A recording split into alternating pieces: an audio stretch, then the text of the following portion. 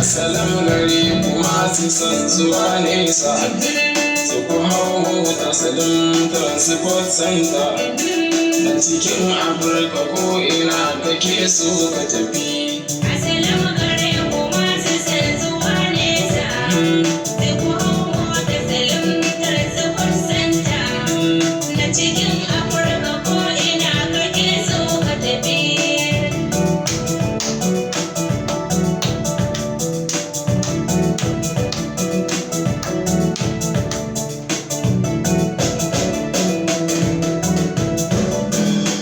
Zan sanya Ubangijin da ya yi mu, maganin duk wani mai so ya ga bayan mu, da salati a gurin wasu lugatanmu.